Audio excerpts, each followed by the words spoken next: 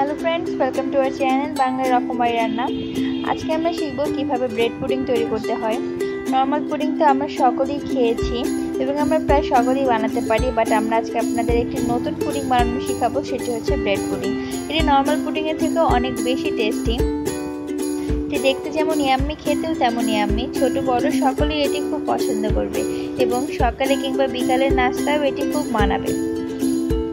বাচ্চারা নরমালি ডিম বা দুধ খেতে চায় না, বাট আমরা যদি একটু কষ্ট করে তাদেরকে পুডিং বানিয়ে দিই তাহলে তারা সেটি মজা মজা করে খায়। তো চলুন দেখে নেই আমাদের এই ব্রেড পুডিং বানাতে কি কি লাগবে।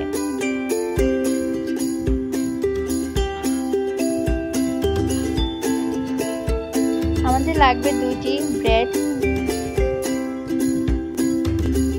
1 কাপ তরল দুধ। আমরা 2 কাপ দুধকে ঘন করে 1 কাপ করে নিয়েছি।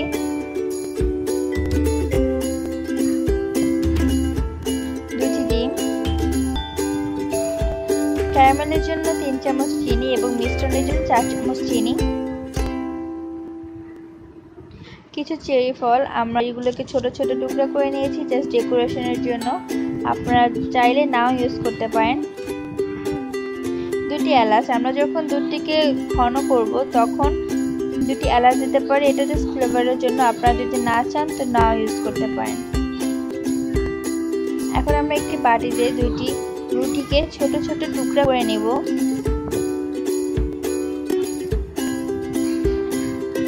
এগুলোকে 2 আঙ্গুল দিয়ে ভালো করে ঘষে ঘষে একদম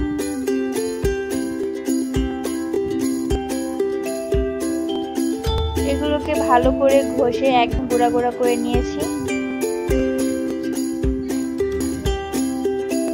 এখন আরেকটি বাটিতে আমাদের ঘন করা 1 কাপ দুধ দিয়ে দিব। দুধটি অবশ্যই ঠান্ডা হতে হবে, কারণ এই গরম দুধে যদি আমরা ডিমগুলো দিই তাহলে ডিমগুলো দলা বেঁধে যাবে। তো আমরা দুধটিকে অবশ্যই ঠান্ডা করে নেব। এর মধ্যে 2টি ডিম এবং চিনি দিয়ে দেব।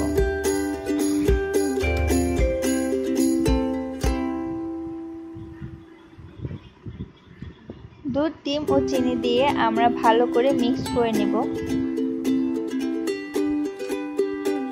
ভালো করে মিক্স করতে হবে যেন ডিমটা একদম দুধের সাথে মিশে যায়।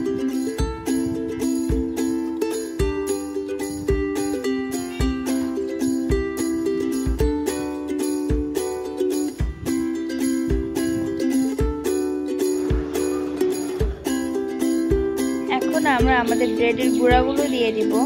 তার আগে আমরা একটি ছাঁকনির সাহায্যে আমাদের ব্রেডের গুঁড়াগুলোকে একটু ছেঁকে নেব।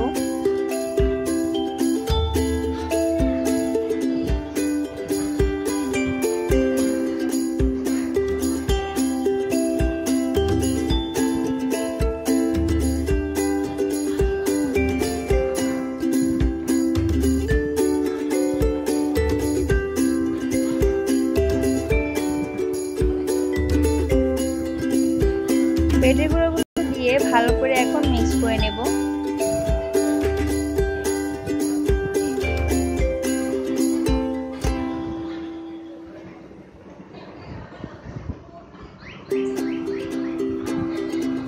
মিক্সচারটি হয়ে গেছে, এখন আমরা ক্যারামেল তৈরি করে নিই।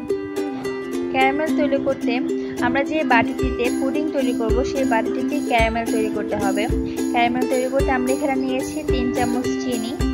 এখন এর মধ্যে দিয়ে দেব 1.5 চামচ সয়াবিন তেল।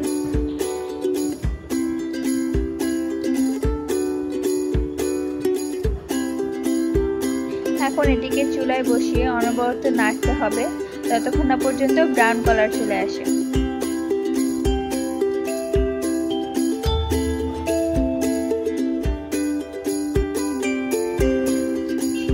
ক্যারামেলটা একদম ব্রাউন কালার চলে এসেছে। এখন আমরা এটিকে চুলা থেকে নামিয়ে ঠান্ডা করে নেব।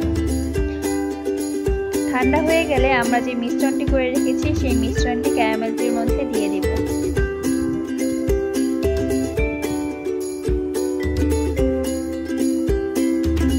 এখন অন্য একটি পাতিলে আমরা একটু পানি গরম বসাবো। পানিটি হালকা গরম হয়ে উঠলে আমরা আমাদের এই ক্যারামেলের বাটিটি পানির মধ্যে দিয়ে দেব। পানির পরিমাণটা হবে ক্যারামেলের বাটির একটু নিচ পর্যন্ত, যেন বাটিটি সম্পূর্ণ ডুবে না যায়। এখন এটিকে ঢেকে দেব বাটিটিকে।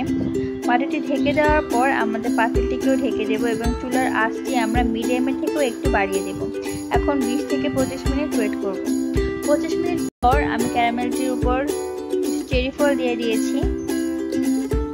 এখন আমরা চেক করব আমাদের পুডিংটি হয়েছে কিনা। এর জন্য আমরা একটি কাঁটা চামচ পুডিং এর ভিতরে দিলাম। যদি কাঁটা চামচের গায়ে কোনো পুডিং লেগে থাকে তো ভাববো আমাদের পুডিংটি হয়নি, বাট আমাদের লেগে নেই, তাই আমাদের পুডিংটি হয়ে গেছে। এখন আমরা পুডিংটিকে চুলা থেকে নামিয়ে ডাইরেক্ট ডিপ ফ্রিজে রেখে দেব 2 থেকে আড়াই ঘন্টা। 2 থেকে আড়াই ঘন্টার পর আমরা এটিকে ফ্রিজ থেকে নামিয়ে সাইডগুলো একটু ছুটিয়ে নেব। এজন্য একটু চাকু দিয়ে সাইডগুলো একটু ছুটিয়ে নিচ্ছি যাতে এটা খুলতে সুবিধা হয়। এখন যে প্লেটটিতে আমরা সার্ভ করব সেই প্লেটটি বাটিটির উপরে দিয়ে আমরা আমাদের ক্যারামেলের বাটিটিকে উল্টিয়ে নেব।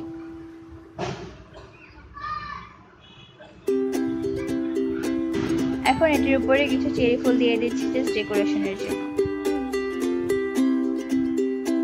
এখন এই পুডিং আমরা বাসায় মেহমান আসলে মেহমানের সামনেও সার্ভ করতে পারি।